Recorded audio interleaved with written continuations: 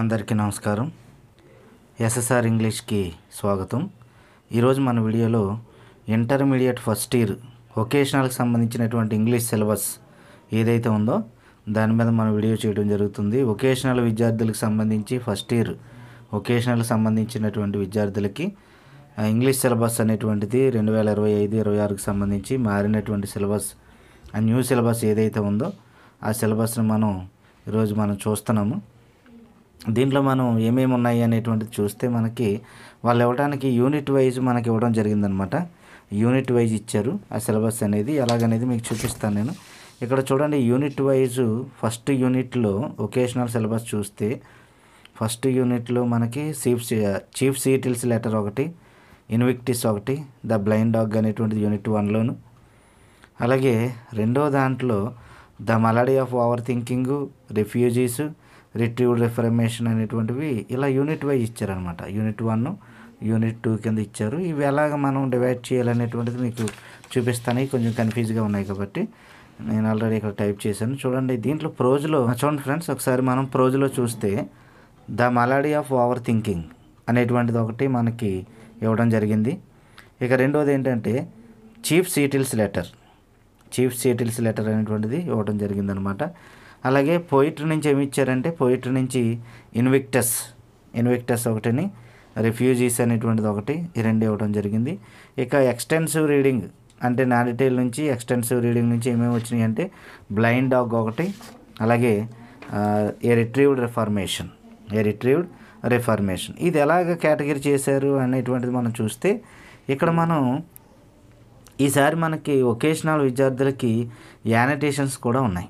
ఇంతకుముందు యానటేషన్లు ఎప్పుడు కూడా లేవు, కానీ ఇప్పుడు ఏమైందంటే వొకేషనల్ విద్యార్థులకి యానటేషన్లు కూడా ఇవ్వడం జరిగిందనమాట. ఫస్ట్ టైం మనం యానటేషన్స్ అనేటువంటిది వొకేషనల్ విద్యార్థులకి మనం చూస్తున్నాం అనమాట.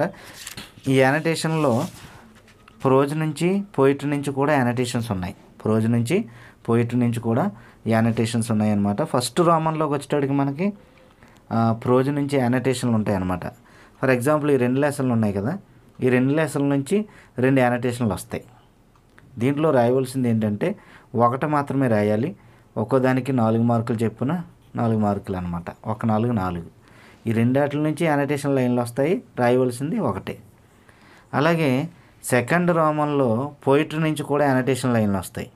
సెకండ్ రోమన్లో ఈ 2 వాటి నుంచి 2 వస్తాయి, రాయవలసిందల్లా ఒకటి అనమాట. 1 × 4 = 4 మార్కులు. ఇలాగైపోయింది కదండి. నెక్స్ట్ క్వశ్చన్స్ ఉంటాయి. క్వశ్చన్స్ నుంచి కూడా ఎలాగంటే మళ్ళీ వీటి నుంచి ఈ 2 వాటి నుంచి 2 క్వశ్చన్లు వస్తాయి, రాయవలసింది 1 × 4 = 4 మార్కులు. అలాగే పోయిట్రీ నుంచి కూడా క్వశ్చన్ ఆన్సర్లు వస్తాయి, 1 × 4 = 4 మార్కులు. 2 వస్తాయి, 2 వాటిలో 1 రాయాలన్నమాట. అంటే ప్రోజ్ నుంచి 8 మార్కులు, పోయిట్రీ నుంచి 8 మార్కులు, అంటే 2 8 16 మార్కులు అక్కడికి మనకి అయినాయి అనమాట. 2 8 16 మార్కులు అయినాయి. ఇక నెక్స్ట్ నాన్ డీటెయిల్ ఒకటి ఉంది చూడండి మనకి ఇక్కడ నాన్ డీటెయిల్. ఈ నాన్ డీటెయిల్ నుంచి మనకి ఒక 4 మార్కులు అనమాట. ఈ నాన్ డీటెయిల్ ఉంది కదా, ఈ నాన్ డీటెయిల్ నుంచి మనకి ఇప్పుడు ఏమి ఇచ్చారు ఇక్కడ అంటే ఈ ఎక్స్టెన్సివ్ రీడింగ్ నుంచి ద బ్లైండ్ డాగ్ ఒకటి, అలాగే రిట్రీవ్డ్ రిఫర్మేషన్ అనేటువంటిది ఒకటి ఇచ్చారు. ఈ 2 వాటి నుంచి 2 క్వశ్చన్లు వస్తాయి. ఈ 2 వాటి నుంచి 2 క్వశ్చన్లు వస్తాయి, రాయవలసిందల్లా 1 × 4 మార్కులు = 4 మార్కులు అనమాట.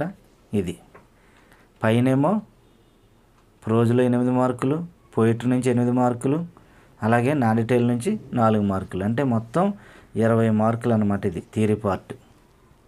అయితే దీంట్లో ఎన్ని చదవలసి ఉంటుంది అనేటువంటిది మనం చూస్తే దీంట్లో కన్ఫ్యూజ్ ఏం లేదు. చూడండి ఒకసారి. ఇప్పుడు దీని నుంచి క్వశ్చన్ ఉంటుంది, యానటేషన్ ఉంటుంది. ఫస్ట్ దాని నుంచి క్వశ్చన్ ఉంటుంది, యానటేషన్ ఉంటుంది. దీని నుంచి కూడా క్వశ్చన్ ఉంటుంది, యానటేషన్ ఉంటుంది. అంచేత ఈ 2 వాటిలో మనం ఒక లెసన్ చదివితే దాంట్లో క్వశ్చన్ యానటేషన్ కూడా రాసేటువంటి అవకాశం ఉందన్నమాట. ఒక లెసన్ చదివినా మనకు కవర్ అయిపోద్ది. ఎందుకంటే ఒక లెసన్ నుంచి క్వశ్చన్ ఉంటుంది, అలాగే యానటేషన్ కూడా ఉంటుంది. అది గుర్తుపెట్టుకోండి. అలాగే పోయిట్రీ కూడా ఎన్ని చదవలసి ఉంటుంది, ఇక్కడ 2 వాటిల్లోనూ కూడా క్వశ్చన్ ఉంటుంది, 2 వాటి నుంచి 2 క్వశ్చన్లు వస్తాయి, 2 వాటి నుంచి 2 యానటేషన్లు వస్తాయి. రాయవలసిందల్లా ఒకటే కాబట్టి ఖచ్చితంగా వస్తాయి. కాబట్టి దీంట్లో ఈ 2 వాటిలో 1 చదివితే సరిపోదు మనకి. అండ్ ఒక దాంట్లోంచే మనం క్వశ్చన్ యానటేషన్ కూడా రాసుకునేటువంటి అవకాశం ఉంటుంది అనమాట.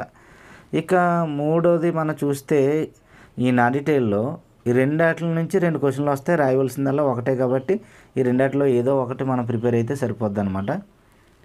ఈ విధంగా మనకి ఈ లెసన్ పార్ట్ అనేటువంటిది ఇవ్వటం జరిగింది కదా. ఇప్పుడు మనం గుర్తుపెట్టుకోవాల్సింది ఏంటంటే వొకేషనల్ విద్యార్థులకి యానటేషన్స్ కూడా ఉన్నాయి. ఫస్ట్ రామంలోను సెకండ్ రామంలోను జనరల్ విద్యార్థులకి ఎలాగైతే యానటేషన్లు ఉన్నాయో అలాగే ఫస్ట్ ఇయర్కి జనరల్ విద్యార్థులతో పాటు వొకేషనల్ విద్యార్థులకు కూడా సేమ్గా ఉంటాయి అన్నమాట. కాదంటే వాళ్ళకైతే 3 వస్తాయి, కానీ వాళ్ళకైతే 2 ఉంటాయి. అది గుర్తుపెట్టుకోండి. ఇక ఫస్ట్ సెక్షన్ ఏ అంతా కూడా సేమ్గా ఉన్నట్టు ఉంటుంది అనమాట. ఫస్ట్ ఇయర్ మనం జనరల్ విద్యార్థులకి ఎలాగైతే సెక్షన్ ఏ ఉంటుందో అలాగే ఉంటాయి, కానీ వాళ్ళకైతే 3 లెసన్లు ఉంటాయి, వీళ్ళకి 2 ఉంటాయి. అది గుర్తుపెట్టుకోండి. వీళ్ళకైతే 2 ఉంటాయి అన్నమాట. ఇది దీంట్లో ఉన్నటువంటి మార్పు ఒకసారి గుర్తుపెట్టుకోండి. దీంట్లో ఉన్నటువంటి మనకి గ్రామర్ సంబంధించినటువంటి ఏంటి అనేది చూద్దాం. అదే ఇవ్వటం మాత్రం ఎలా ఇచ్చారంటే ఇక్కడ వొకేషనల్ సిలబస్ అని యూనిట్ 1 కింద the chief Seattle's letter, Invictus, blind dog కలిపి, అంటే మనకి ఎలాగైతే టెక్స్ట్ బుక్లో ఇచ్చారో ఆ విధంగానే వీళ్ళు కూడా అన్నీ కలిపి ప్రోజు, పోయిటరీ, నానిటేలు కలిపి ఇచ్చారనమాట. నెక్స్ట్ దీంట్లోకి వచ్చేటప్పుడు గ్రామర్ చూద్దాం. మనం గ్రామర్లో ఏమున్నాయంటే రీడింగ్ కాంప్రహెన్షన్ అనేటువంటిది ఒకటి ఉంది. పాసేజ్ 5 మార్కుల పాసేజ్ మామూలే. నెక్స్ట్ ఏంటంటే ఇన్ఫర్మేషన్ ట్రాన్స్ఫర్, అంటే పారాగ్రాఫ్ ఇస్తాడు, డయాగ్రామ్ వేయాలి. మనం పారాగ్రాఫ్ ఇస్తాడు, డయాగ్రామ్ ఒకటి వేయవలసి ఉంటుందన్నమాట. దీని ఇన్ఫర్మేషన్ ట్రాన్స్ఫర్ అంటాం. టెక్స్ట్ టు డయాగ్రామ్, అంతేగాని డయాగ్రామ్ టు టెక్స్ట్ అనేటువంటిది ఏమి లేదు. ఏ విధమైన చాయిస్ అనేటువంటిది ఏమీ లేదు, గుర్తుపెట్టుకోండి. క్రియేటివ్ రైటింగ్ హింట్స్ ఇస్తాడు, పారాగ్రాఫ్ రాయాలి. మన జనరల్ విద్యార్థులకి ఎలాగైతే ఇచ్చారో ఆ విధంగానమాట. నెక్స్ట్ వచ్చేటప్పుడు సెక్షన్ సిలో పార్ట్స్ ఆఫ్ స్పీచ్ ఇచ్చారు. ఇక్కడ ఈ పార్ట్స్ ఆఫ్ స్పీచ్ అనేటువంటిది మనకి మ్యాచింగ్ టైప్ ఇచ్చారనమాట. మనకి గ్రామర్లో ఎలాగైతే జనరల్ విద్యార్థులకు ఉందో వీళ్ళకి కూడా మ్యాచింగ్ టైప్ ఇవ్వడం జరిగింది. ఇది గుర్తుపెట్టుకోండి. నెక్స్ట్ ఆర్టికల్స్ 4 వస్తాయి, 2 మార్కులు. అలాగే ప్రిపోజిషన్స్ 4 వస్తాయి, 2 మార్కులు. వెర్బ్ ఫార్మ్స్ అంటే టెన్సెస్ 4 వస్తాయి, 2 మార్కులు. క్వశ్చన్ ట్యాగ్స్ 4 వస్తాయి, 2 మార్కులు. అలాగే కామన్ ఎర్రర్స్ అంటే కరెక్షన్ ఆఫ్ సెంటెన్స్ అనమాట, 4 వస్తాయి, 2 మార్కులు. సైలెంట్ కాన్సనెంట్స్ 6 వస్తాయి, 3 మార్కులు. ఈ ఫొనెటిక్ ట్రాన్స్క్రిప్షన్, ఆడ్ సౌండ్ దీంట్లో మాత్రమే చాయిస్ ఉందన్నమాట. లేకపోతే ఫొనెటిక్ ట్రాన్స్క్రిప్షన్ రాయొచ్చు, లేదా ఆడ్ సౌండ్స్ రాయొచ్చు. ఈ 3 అనమాట. ఇక గ్రామర్లో 3 మార్కుల టాపిక్లు ఏమేమి ఉన్నాయి అంటే ఈ ఆడ్ సౌండ్ అనేటువంటిది 3 మార్కుల టాపిక్ ఒకటి. అలాగే సైలెంట్ కాన్సోనెంట్స్ అనేది 3 మార్కుల టాపిక్ ఒకటి. నెక్స్ట్ పార్ట్స్ ఆఫ్ స్పీచ్ ఒకటి 3 మార్కులు. మిగతా అన్నీ కూడా 2 మార్కులు అనమాట, గమనించాలి. నెక్స్ట్ దీంట్లోకి వచ్చేటడికి సెక్షన్ బిలోకి వచ్చేటడికి కాంప్రహెన్షన్ రీడింగ్ ఏమో 5 మార్కులు, ఇన్ఫర్మేషన్ ట్రాన్స్ఫర్ 3 మార్కులు, అలాగే క్రియేటివ్ రైటింగ్ ఏమో 3 మార్కులు అనమాట. అంటే 5, 3, 8, 9, 10, 11, 11, 3, 14, 14ని 4, 18, 18, 19, 20, 24, 3, 27, 3, 30. అంటే గ్రామర్కి ఎన్ని ఉన్నాయి ఇప్పుడు మనకి 30 మార్కులు. థియరీ పార్ట్ వచ్చేటడికి 20 మార్కులు అనమాట. ఇది గుర్తుపెట్టుకోండి. మనకి దీంట్లో చేంజెస్ అయినటువంటి టాపిక్స్ ఏమేమి చేంజ్ అయినాయి అనేటువంటి చూసుకోండి. వీటిలో ఎక్కడ కూడా చాయిస్ లేదు గ్రామర్లో. ఓన్లీ మనకి ఫొనెటిక్ ట్రాన్స్క్రిప్షన్, ఆడ్ సౌండ్స్లో మాత్రమే, లాస్ట్ దాంట్లో మాత్రమే మనకి చాయిస్ అనేటువంటిది ఉందన్నమాట. అది గమనించాలి. గ్రామర్లో సెక్షన్ సిలో వెయిటేజ్ ఎక్కువ ఉన్న మార్కులు ఏమైనా ఉన్నాయంటే పార్ట్స్ ఆఫ్ స్పీచ్, అలాగే సైలెంట్ కాన్సనెంట్స్, అలాగే ఆడ్ సౌండ్స్. ఇవి 3 మార్క్స్ అనమాట. అవి గుర్తుపెట్టుకోండి. ఈ లెసన్లోకి వెళ్ళేటప్పటికి మనకి లెసన్లో ఎక్కువ మార్కులు కావాలంటే 5 లెసన్లు, ప్రోజ్లో 2, పోయిటరీలో 2, నానిటేల్ 1 అలా ప్రిపేర్ అయితే మనకి ఆన్సర్ అనేది రిపీట్ కాకుండా మనం రాసేటువంటి అవకాశం ఉంటుంది. కానీ మినిమం పాస్ అవ్వాలంటే కనుక ప్రతి దాని నుంచి ఒక లెసన్ యానిటేషను, అలాగే ఆ లెసన్లో ఉన్నటువంటి యానిటేషన్, ఆ లెసన్లో ఉన్నటువంటి క్వశ్చన్ ప్రిపేర్ అయితే ఒక లెసన్గా మనం దాన్ని చేయొచ్చు అనమాట. ఆ విధంగా ఇది ఇవ్వడం జరిగింది. వీడియో కనుక నచ్చినట్లయితే లైక్ చేయండి, షేర్ చేయండి. మరిన్ని వీడియోలు చేయడానికి మా ఛానల్ ఇంకా సబ్స్క్రైబ్ చేయకపోతే కనుక సబ్స్క్రైబ్ చేయండి. Thank you friends.